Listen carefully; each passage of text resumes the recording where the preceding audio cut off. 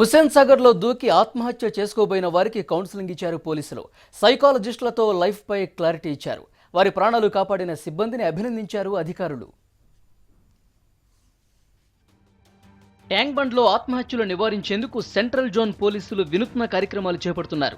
దీనిలో భాగంగా నేడు హుస్సేన్ సాగర్లో ఈ ఏడాది ఆత్మహత్యకు యత్నించిన సుమారు 50 మందితో జీవించు సాధించు అనే కార్యక్రమం నిర్వహించారు. చావును జయించిన వీరిని ఆదర్శంగా తీసుకుని ఆత్మహత్యలు చేసుకోవద్దన్నారు central zone DCP Kamalasan Reddy. ఒక కార్యక్రమం తీసుకొని జీవించు సాధించు అనే ఒక కార్యక్రమం ద్వారా 2014 సంవత్సరంలో ఆత్మహత్య చేసుకోవడానికి ప్రయత్నం చేసి మా లేక్ పోలీసులు రక్షించినటువంటి కొంతమందిని విల్లింగ్ ఉన్న వాళ్ళని వాలంటీర్గా వచ్చే వాళ్ళను ఇన్వైట్ చేసి ఈ ప్రోగ్రామ్ టేకప్ చేయడం జరిగింది.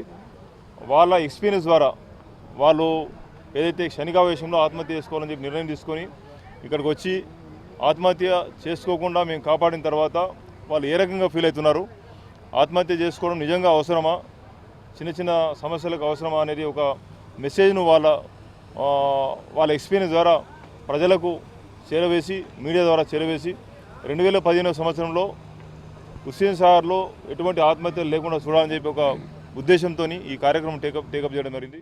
అయితే 2010 నుంచి డిసెంబర్ 2014 వరకు హుస్సేన్ సాగర్లో ఆత్మహత్యకు యత్నించిన 327 మందిని రక్షించామన్నారు పోలీసులు. అయితే ఇక్కడే సూసైడ్ చేసుకుని 243 మంది చనిపోయారని చెప్పారు. వారిలో 196 మంది మగవారుండగా 47 మంది మహిళలున్నారు. ఈ ఏడాది కూడా ఆత్మహత్యల సంఖ్య భారీగానే ఉంది. 2014లోనే 47 మంది చనిపోయినట్లు చెప్తున్నారు పోలీసులు.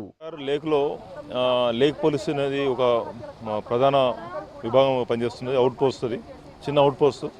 16 మంది సిబ్బంది ఉన్నారు. ఈ 16 మంది సిబ్బంది అంటే ఈ సంవత్సరం 2014 సంవత్సరంలో 80 మంది ప్రాణాలు కాపాడడం జరిగింది.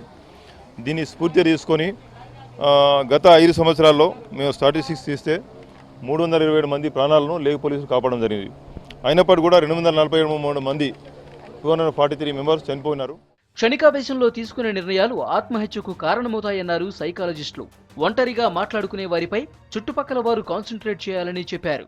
వీళ్ళు ఒంటరిగా ఉంటూ ఉంటారు, ఎవరితోనూ మాట్లాడరు, ఇష్టమైన పదార్థాలు తెప్పించుకొని భోంచేస్తూ ఉంటారు, డైరీ రాయడం మొదలు పెడుతుంటారు, చాలా ఆప్తుల ఇంటికి వెళ్ళి వచ్చేస్తుంటారు. ఈ కొన్ని సిమ్టమ్స్ మనం అబ్జర్వ్ చేసుకోవాలి.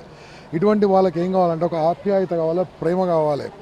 ఆత్మహత్య చేసుకోవడానికి one of the main reason ఏంటంటే వాళ్ళ మనసులో ఉంది ఏ రోజు పంచుకోకపోవడం. ఒక గొప్ప స్నేహితుడు, ప్రాణ స్నేహితుడు ఉన్న వాళ్ళు ఇంతవరకు ఎవరు ఆత్మహత్య చేసుకోలేదండి. ఇది మా యొక్క రీసెర్చ్.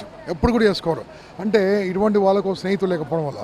దీనికి కారణాలు రకరకాలుగా చూసుకున్న ఏందయ్యా అంటే మెయిన్గా మొహమాటం.